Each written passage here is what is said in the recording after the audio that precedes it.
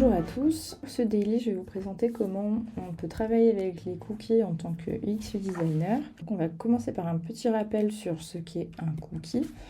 Donc c'est un petit fichier texte qui est stocké dans l'ordinateur par le navigateur lorsqu'on visite un site web. Ça contient des informations telles que les préférences de navigation, les identifiants de connexion ou des données de suivi. Et les cookies permettent au site web de se souvenir de nous et de personnaliser notre expérience en ligne. Ils peuvent également être utilisés à des fins de suivi et de publicité ciblée. On a affaire à plusieurs types de cookies différents.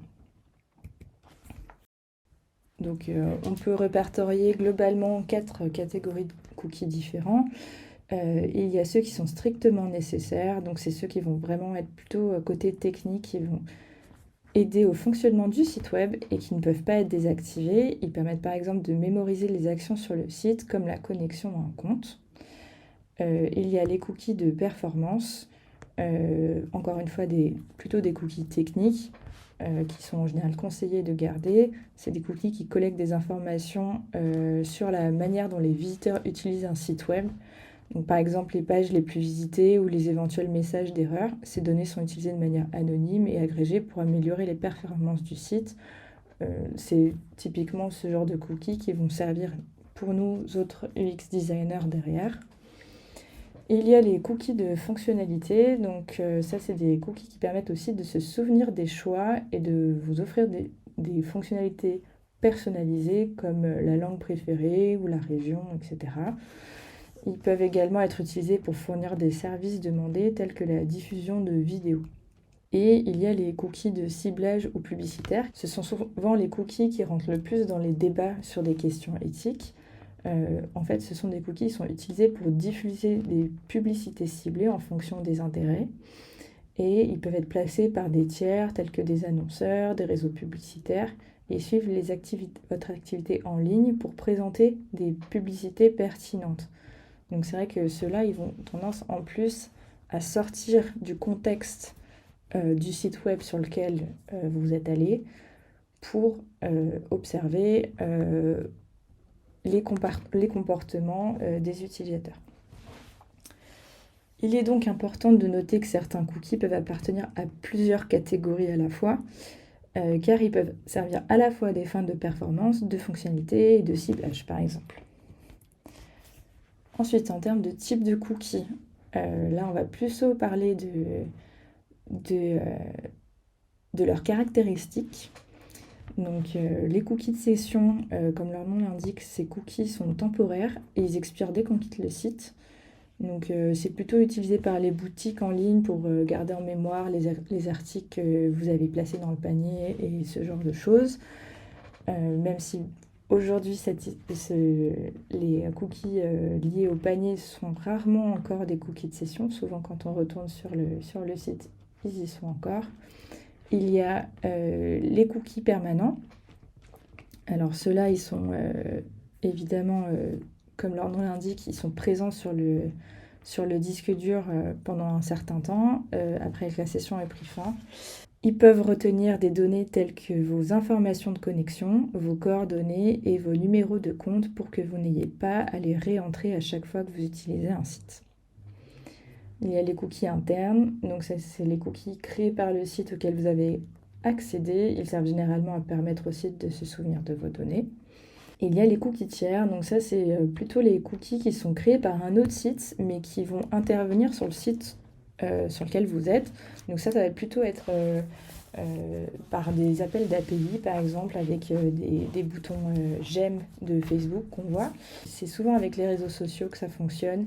Mais en soi, dès qu'un site fait appel à un autre site, enfin à l'API d'un autre site, il y a souvent des cookies qui sont liés à ça, qui permettent de suivre l'activité de vos utilisateurs à des fins marketing. On va passer sur la partie mention légale. Ces cookies sont cadrés légalement par la CNIL et une de leurs recommandations, enfin plutôt une de leurs consignes est de les rendre visibles dans les mentions légales.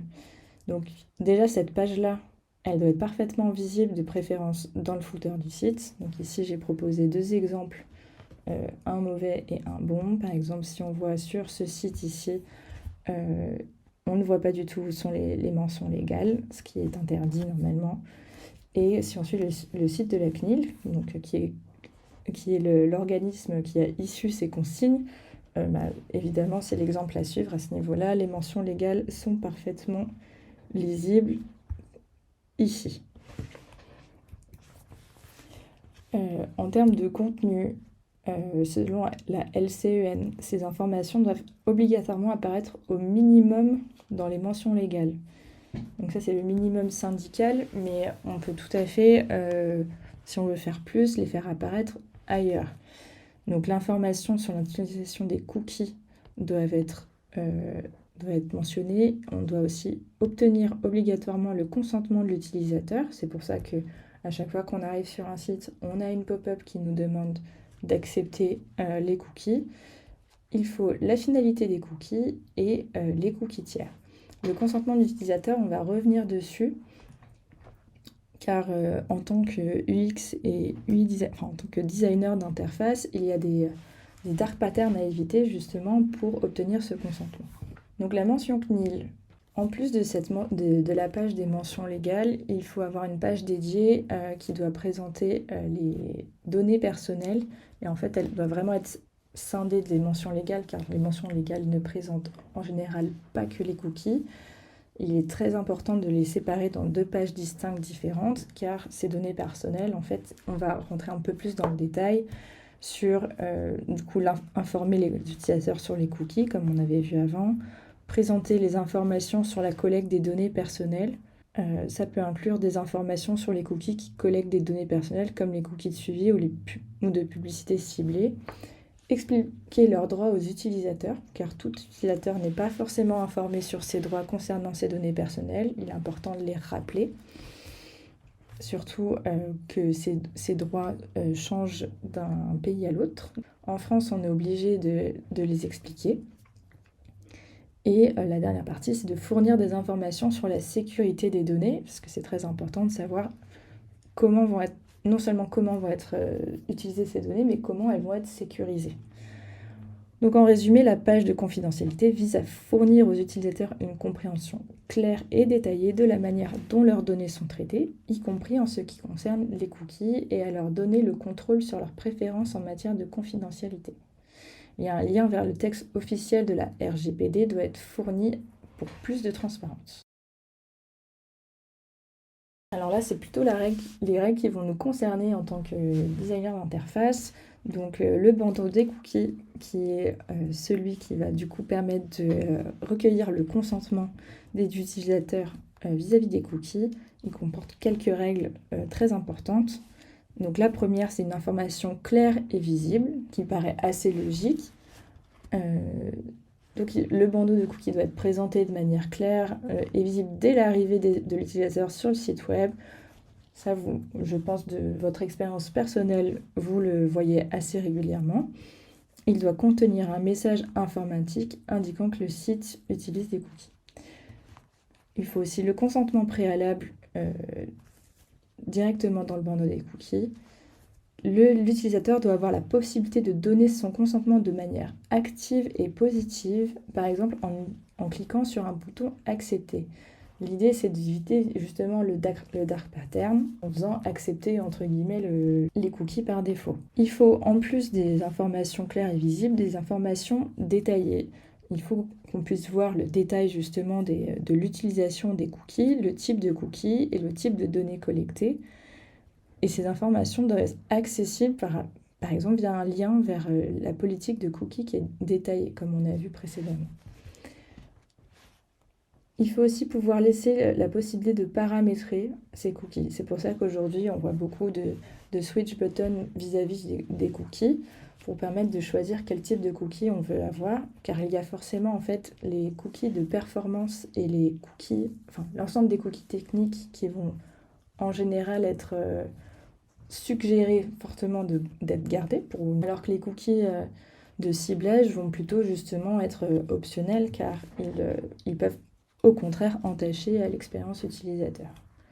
Il faut ensuite que ces choix soient conservés. Donc lui-même, ça va être un cookie qui va permettre d'enregistrer ce choix, et ce choix-là va avoir une durée de vie de 6 mois maximum. et il faut que ce choix puisse être retiré assez facilement depuis le site. Donc le bandeau de cookies doit inclure un lien ou un accès clair aux paramètres des cookies pour permettre à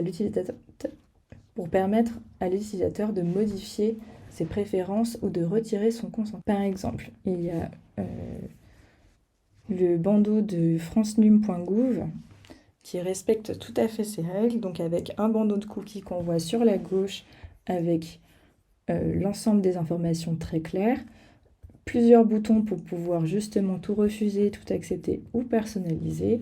Quand on arrive à la personnalisation, on voit exactement à quoi sert chaque cookie et la possibilité d'autoriser, d'interdire ou de tout accepter ou tout refuser pour l'ensemble des cookies.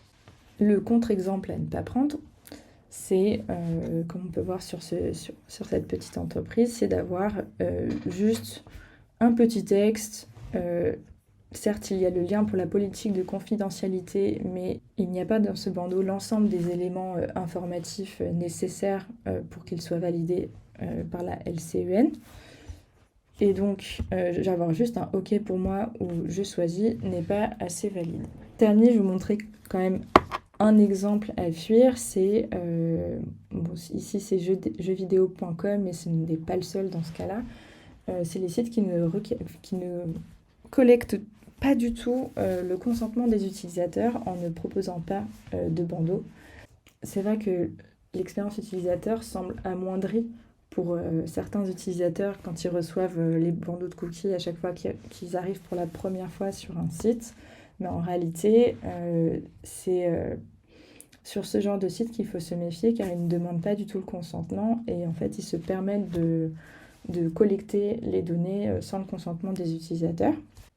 Si vous voulez savoir justement comment lutter contre ces cookies, moi ce que j'utilise c'est cette extension Chrome qui s'appelle Edit this cookie, qui permet en fait justement de voir la liste des cookies, à quoi plus ou moins ils sont liés, mais après il faut savoir un petit peu comment ça fonctionne. Avec le temps, franchement c'est assez intuitif. Et surtout en fait de vider le cache automatiquement ou de bloquer même des cookies sur le site pour pouvoir naviguer en sécurité. C'est aussi intéressant si jamais vous avez accepté un peu trop vite un cookie. En fait, en vidant le cache, ça vous permet de revoir le bandeau des cookies et en fait d'étudier si jamais vous le souhaitez. Merci de votre attention. À bientôt pour un autre débat.